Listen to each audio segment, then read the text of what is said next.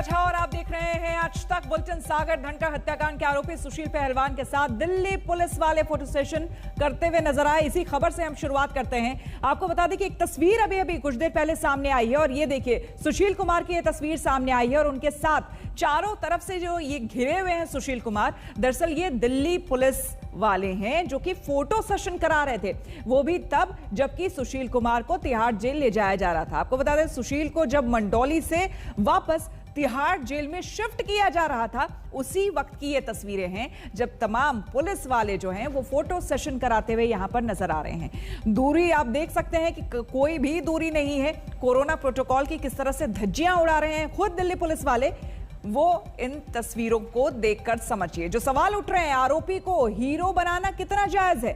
सबसे बड़ा सवाल कि जो कैदी है, जो आरोपी है, जिसको ऑलरेडी एक जेल से दूसरी जगह शिफ्ट किया जा रहा है, उसके साथ फोटो सेशन हो रहा है। पुलिस का काम आरोपी के साथ फोटो सेशन करना है। जेल शिफ्ट करते वक्त काम भूल गए पुलिस वाले।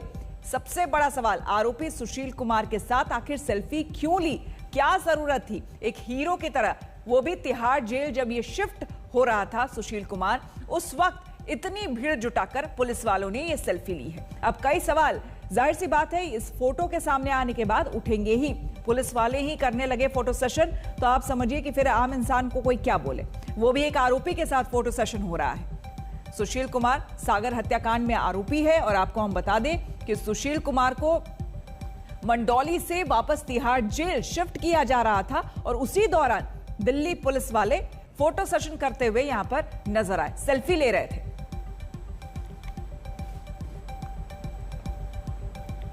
और अब बात दिल्ली में ऑक्सीजन पर आर पार की। इस बार सबसे बड़ी दिक्कत आई थी टैंकरों की। ऑक्सीजन के टैंकर नहीं थे दिल्ली में। दिल्ली इंडस्ट्रियल स्टेट नहीं है, इसीलिए अपने पास ऑक्सीजन टैंकर है ही नहीं दिल्ली में।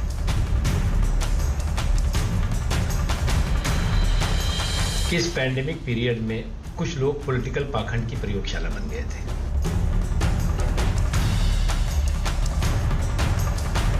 ऑक्सीजन की भी काफ़ी कमी है। कल रात को एक प्राइवेट हॉस्पिटल ने हमें बताया कि उनके यहाँ काफ़ी ज़्यादा कमी हो गई थी, जिसकी वजह से त्रासदी होते होते बची।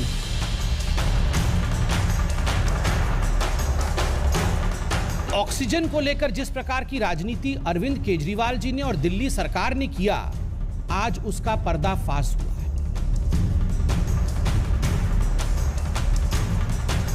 मैं उम्मीद करता हूं कि अब रोज 700 टन ऑक्सीजन आया करेगी।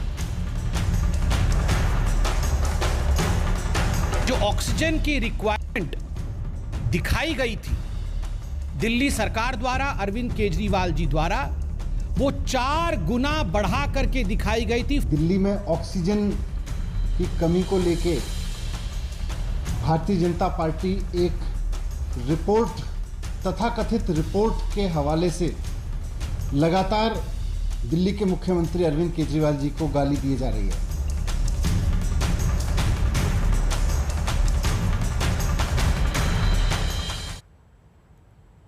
ऑक्सीजन पर सुप्रीम कोर्ट की ऑडिट टीम की रिपोर्ट पर दिल्ली में सियासत गर्मा गई है। जी हां, बीजेपी के हमले पर दिल्ली के डिप्टी सीएम ने बीजेपी पर झूठ बोलने और रिपोर्ट ना होने की बात कही। तो बीजेपी प्रवक्ता संबित पात्रा ने हलफनामे की कॉपी ट्वीट की है, जिसके पैरा नंबर 7 में ऑक्सीजन रिपोर्ट सौंपने की बात कही गई है। उन्होंने मनीष सिसोदिया से कहा है कि सच को झुठलाकर वो जिम्मेदारी से भाग नहीं सकते।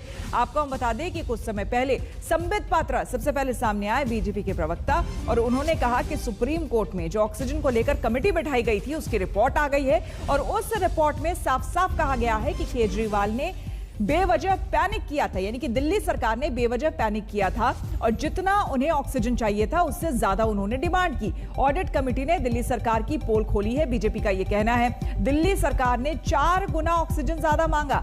केंद्र ने ऑक्सीजन मैनेजमेंट का बंटा धार किया, ये मनीष सिसोदिया कह रहे हैं। बीजेपी कह रही है कि 12 राज्यों को इस वजह से वो ऑक्सीजन नहीं दे पाए। बीजेपी झगड़ालू पार्टी है, मनीष सिसोदिया ने यह कहा। झूठ खुद गढ़ा है, गाली केजरीवाल को दे रहे हैं। मनीष सिसोदिया उसके बाद सामने आए थे और उन्होंने ये तमाम बातें कही थी। जरूरत थी 300 मीट्रिक टन की और मांगा गया दिल्ली सरकार की तरफ से 1200 मीट्रिक टन। ये कहना है बीजेपी का कि 4 गुना ऑक्सीजन ज्यादा मांगा गया, यानी कि दिल्ली को जब 300 मीट्रिक टन ऑक्सीजन की दरकार थी तब दिल्ली ने 1200 मीट्रिक टन ऑक्सीजन मांगा। जब यह report interim report of oxygen audit in NCT of Delhi, आपको पता होगा सुप्रीम कोर्ट में केस चला था ऑक्सीजन को लेकर। दिल्ली सरकार ने सुप्रीम कोर्ट में कहा था कि जितनी ऑक्सीजन की रिक्वायरमेंट दिल्ली सरकार की है, केंद्र सरकार उतनी ऑक्सीजन उसे मुहैया नहीं करा रही। इन सब विषयों को सुनते हुए सुप्रीम कोर्ट ने एक oxygen audit panel, supreme court ने यह निर्धारित किया था, सुप्रीम कोर्ट ने इस पैनल को स्थापित किया था। मुझे कहते हुए आज दुख हो रहा है कि उस पैनल के रिपोर्ट में जिस प्रकार का विषय सामने आया है वो चौंकाने वाला है। और वो पैनल का रिपोर्ट कहता है कि जो ऑक्सीजन की रिक्वायरमेंट दिखाई गई थी दिल्ली सरकार द्वारा, अरविंद केजरीवाल जी द्वारा, वो 4 गुना बढ़ा करके दिखाई गई थी। 4 times inflated oxygen requirement by Delhi. 4 गुना बढ़ा करके, जितनी रिक्वायरमेंट थी उसको 4 गुना बढ़ा करके बताया गया। मैं उस तथाकथित रिपोर्ट का सच आपके सामने रखना चाहता हूं, और सच ये है कि ऐसी कोई रिपोर्ट है ही नहीं। जी हां, मैं दोहरा रहा हूं, भारतीय जनता पार्टी के नेता सुबह से जिस तथाकथित रिपोर्ट के हवाले से अरविंद केजरीवाल जी को गाली दिए जा रहे हैं, वैसी कोई रिपोर्ट एग्जिस्ट ही नहीं करती। जी हां, एग्जिस्ट ही नहीं करती। भारतीय जनता पार्टी झूठ बोल रही है। सुप्रीम कोर्ट में एक आंकड़ा रखा गया था कि किस प्रकार दिल्ली और मुंबई के बीच में उतने ही केसेस एक दिन का, मई 3 तारीख को मुंबई के अंदर कोरोना पॉजिटिव केस 92,000 थे और दिल्ली में 95,000 थे। दोनों के लगभग बराबर है, मगर मुंबई को जो ऑक्सीजन रिक्वायरमेंट थी वो थी 275 मेट्रिक टन और दिल्ली ने जो ऑक्सीजन रिक्वायरमेंट अरविंद केजरीवाल जी के माध्यम से कहा वो 900 मेट्रिक टन का था। मुंबई 200 में मैनेज कर सकती है उतने ही मरीजों का, और दिल्ली में 900 मेट्रिक टन क्यों? केवल इसलिए ताकि आक्षेप लगाया जा सके, मोदी जी को गाली दी जा सके, सेंटर के ऊपर ब्लेम। लाइए वो रिपोर्ट कहां है? झूठ की इंतहा होती है, झूठ और मक्कारी की इंतहा होती है, और भारतीय जनता पार्टी उस झूठ और मक्कारी के इंतहा पे पहुंच गई है, चरम पे पहुंच गई है। यह मामला सुप्रीम कोर्ट में चल रहा है सब जुडिशियस से, और मैं कहना चाहता हूं कि सब जुडिशियस मामलों में इस तरह के षड्यंत्र ठीक नहीं है। हम सब जानते हैं कि दिल्ली में अप्रैल के महीने में जब कोविड अपनी पीक पे था तो ऑक्सीजन का संकट हुआ था। दिल्ली के वो लोग जिनके कोई अपने हॉस्पिटल में भर्ती थे वो इस बात को जानते हैं कि दिल्ली में ऑक्सीजन की किस तरह से कमी हुई थी, और इस मैनेजमेंट की पूरी तरह से जिम्मेदारी केंद्र सरकार की है, क्योंकि उसने पूरे देश में ऑक्सीजन मैनेजमेंट का बंटाधार कर दिया था, पूरे देश में ऑक्सीजन का मैसअप कर दिया था। केंद्रीय मंत्री मुख्तार अब्बास नकवी ने भी दिल्ली सरकार को घेरा तो दिल्ली के डिप्टी सीएम ने पलटवार में देर नहीं लगाई। बहुत अफसोस होता है कि इस पैंडेमिक पीरियड में कुछ लोग पॉलिटिकल पाखंड की प्रयोगशाला बन गए थे। पैनिक पैदा करना, भय पैदा करना, भ्रम पैदा करना, आशंकाएं पैदा करना, अफवाहें फैलाना, यह उनका काम था। लोगों की सेहत और सलामती की चिंता उन्होंने नहीं की। और जिस चीज को नरेंद्र मोदी जी के नेतृत्व वाली सरकार, उन्होंने कहा कि साहब हमें इतना चाहिए, इतना मिल गया उनको। उसके बाद वो जो है वो रखने की जगह नहीं थी, उसका इस्तेमाल नहीं कर रहे थे, हम सब दूसरे राज्यों को देंगे। ये क्या कर रहे थे ये? अरे भैया, आप इस संकट के समाधान का हिस्सा नहीं बन सकते तो सियासी व्यवधान का किस्सा तो मत बनिए। लेकिन उन्होंने वही काम किया और अब एक्सपोज हो रहे हैं। मुझे लगता है कि इस संकट के समय में संवेदनशीलता के साथ काम करने के बजाय आप उसमें सियासत का अपना पुट डाल रहे थे, सियासत का तड़का लगा रहे थे। डॉक्टर्स ने चिल्लाया, हॉस्पिटल्स ने चिल्लाया, उसकी जिम्मेदारी लेने की जगह Bharatiya Janata party BJP headquarter में बैठ के कोई मनगढ़ंत रिपोर्ट बनाती है और फिर उसको जारी करके कहती है ये ऑक्सीजन ऑडिट कमेटी की रिपोर्ट है। शर्म आनी चाहिए भारतीय जनता पार्टी के नेताओं को, ये महाझूठ बोलते हुए बीजेपी हेडक्वार्टर में बैठ के रिपोर्ट बनाते हो और उसको ऑक्सीजन ऑडिट कमेटी की रिपोर्ट कहते हो। अगर ऑक्सीजन ऑडिट कमेटी ने कोई रिपोर्ट बनाई है तो भारतीय जनता पार्टी के नेता और तथा कथित बड़े बड़े नेता जो केंद्रीय मंत्री हैं वो रिपोर्ट जारी करें और बताएं कि उस पर कहां है oxygen committee report sign. Oxygen committee के किस किस मेंबर ने साइन कर रखे हैं उस पर, ऑक्सीजन कमेटी के किस किस मेंबर। बीजेपी सांसद गौतम गंभीर ने भी दिल्ली सरकार को पूरी गंभीरता से घेरा। हमारे साथ इस वक्त बातचीत करने के लिए मौजूद है पूर्वी दिल्ली से सांसद गौतम गंभीर। सर, ऑक्सीजन को लेकर के अब नया बवाल जो है वो खड़ा हुआ है। दिल्ली में जितनी ज़रूरत थी उससे कई ज़्यादा गुना डिमांड जो है वो की जा रही थी। जो सुप्रीम कोर्ट की कमेटी है टास्क फोर्स, उसने ये रिपोर्ट में आया है। देखिए, आज तो मुख्यमंत्री जी से सवाल पूछने का दिन है। आज भारतीय जनता पार्टी के किसी सांसद, किसी विधायक या फिर सेंटर से पूछने का सवाल थोड़ा है। और क्या आज आप लोग उनको बोलेंगे मुख्यमंत्री जी को कि प्रेस कॉन्फ्रेंस करें जिस तरीके से वो पिछले 3 महीने से प्रेस कॉन्फ्रेंसेस करते आ रहे हैं? मतलब थोड़ी भी अगर शर्म है तो बाहर आके प्रेस कॉन्फ्रेंस करें और देश की जनता से, दिल्ली की जनता से नहीं, देश की जनता से माफ़ी मांगे, क्योंकि उन्हीं की वजह से और उन्हीं की घनौनी ये राजनीति की वजह से पूरे देश में पैनिक क्रिएट किया गया और इसी तरीके की वो राजनीति करते भी आए हैं। अगर आपने देखा होगा, यही वो मुख्यमंत्री है जिन्होंने प्राइवेट हॉस्पिटल्स को भी ये बोला, इंस्ट्रक्ट किया गया था कि आप अपनी जो ऑक्सीजन डिमांड है उसको इन्फ्लेट करके बताइए जिससे आपको सेंटर से ज़्यादा ऑक्सीजन मिल सके। उस वक्त पे भी जब पूरा देश कोविड के महामारी की वजह से लड़ रहा था, उसके बावजूद आप इस तरीके की राजनीति करेंगे और इस तरीके की गंदी राजनीति करेंगे तो बाहर आइए, देश की जनता से माफ़ी मांगिए। मनीष सिसोदिया ने प्रेस कॉन्फ्रेंस करी है अभी और उन्होंने साफ तौर पर कहा है कि ये षड्यंत्र है, ऐसी कोई रिपोर्ट नहीं आई है, बीजेपी का षड्यंत्र है। बीजेपी हेडक्वार्टर से ये रिपोर्ट जो है वो बना करके पेश की जा रही है और दिल्ली सरकार को बदनाम करने की कोशिश है। सुप्रीम कोर्ट तो सेंटर के अंडर नहीं आता ना, ये तो सुप्रीम कोर्ट को जो रिपोर्ट दी गई है वही सबके सामने आई है। तो मुख्यमंत्री जी बाहर आके प्रेस कॉन्फ्रेंस क्यों नहीं करते? उस चीज़ में तो वो माहिर हैं, दो ही तो चीज़ों में वो माहिर हैं, प्रेस कॉन्फ्रेंस करने में और साथ ही में विज्ञापन लगाने में। जिस तरीके की महामारी फैलाई गई, पहले ऑक्सीजन पे फैलाई, उसके बाद वैक्सीनेशन पे फैलाई, इसके बाद अब 2 दिन बाद कोई और आपको मुद्दा मिल जाएगा मुख्यमंत्री जी को कि किस तरीके से हम देश में पैनिक क्रिएट कर सकें। काम कुछ करना नहीं है, सिर्फ लोगों पे ब्लेम करना है या फिर क्रेडिट लेना है। तो मतलब कम से कम इतनी तो शर्म करिए, जिन लोगों की ज़िंदगी गई है, जिन लोगों ने अपनी जान गंवाई है सिर्फ आपकी गंदी राजनीति के चलते, उस परिवार से, दिल्ली की जनता से, देश की जनता से माफ़ी मांगी, क्योंकि आप ही की वजह से पूरे देश में पैनिक क्रिएट हुआ है। आपने सिर्फ दिल्ली की जनता को नहीं, देश की जनता के साथ खिलवाड़ की है। और आइए अब आपको सुनवाते हैं सीएम केजरीवाल का वो बयान जिसमें वो दिल्ली में ऑक्सीजन का घोर संकट होने की बात कह रहे थे और ज्यादा ऑक्सीजन की मांग कर रहे थे। ऑक्सीजन की बहुत ज़्यादा परेशानी हो रही है। आज भी मतलब चारों तरफ अस्पतालों से SOS आ रहे हैं, इस अस्पताल की ख़त्म हो गई, इसकी 1 घंटे की बच गई, उसके आधे घंटे की बच गई। बहुत ज़्यादा मुश्किल हालात पैदा होते जा रहे हैं।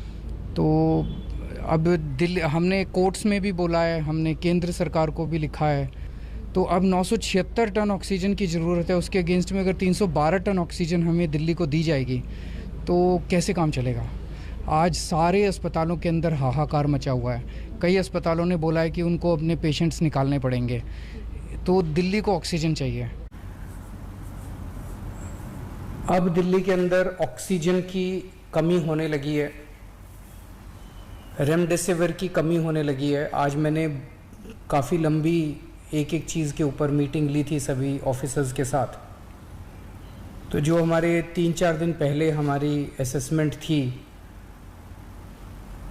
क्योंकि केसेस बहुत ज़्यादा तेज़ी से बढ़ रहे हैं, इस वजह से इन सारी चीज़ों की कमी भी, जो हमें लगता था कुछ दिन पहले तक की स्थिति, ये चीज़ें उचित मात्रा में मौजूद हैं।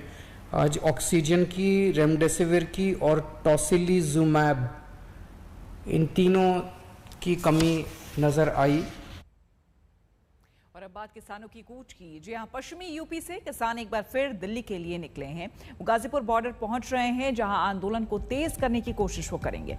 किसान नेता राकेश टिकैत ने आंदोलन तेज करने की बात की। उन्होंने कहा अब उनका फॉर्मूला 5T होगा।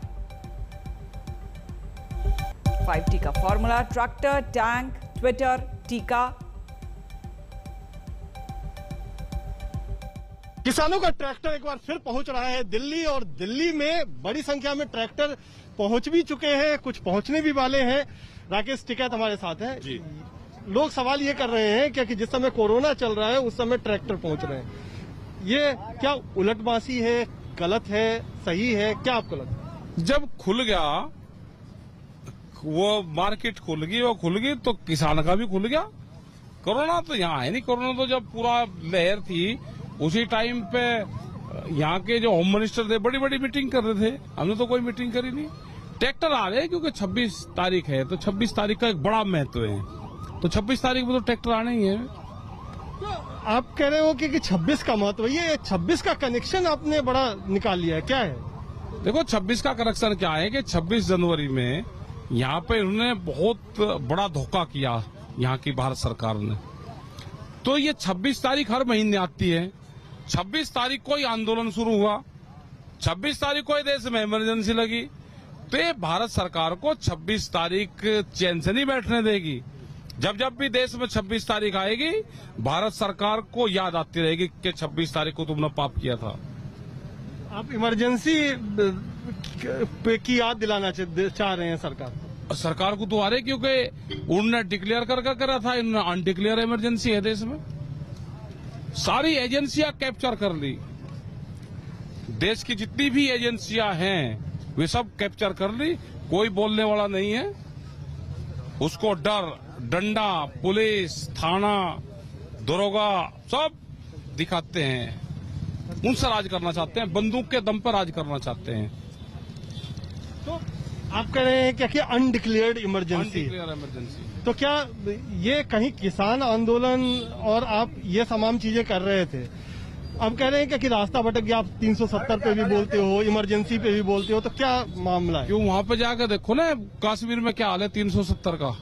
जो वहाँ का किसान था तो बर्बाद हो गया 370 से, वहाँ का किसानों को जो लाभ मिलता था वो तो बर्बाद हो गया ना 370 से।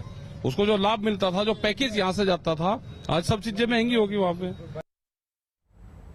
और कृषि मंत्री का क्या कुछ कहना है इस पर, ये सुन लीजिए।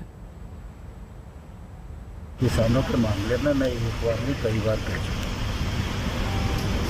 किसानों से जो यूनियन के नेता हैं उनसे 10-11 बार भारत सरकार बात कर चुकी है, 50 घंटे से अधिक चर्चा चली है, उनकी जो परेशानियां हमने समझने का प्रयत्न किया है, और आज भी भारत सरकार पूरा मन रखती है कि किसान जिस प्रावधान पर उन्हें आपत्ति है वो खुले मन से बताएं। हम विचार करने के लिए, निराकरण करने के लिए भी तैयार हैं, और जब भी किसानों की ओर से प्रस्ताव आएगा तो निश्चित रूप से हम बातचीत के लिए स्वागत करेंगे। हम रुकेंगे एक छोटे से ब्रेक के लिए, बने रहे हमारे साथ, देखते रहिए आज तक।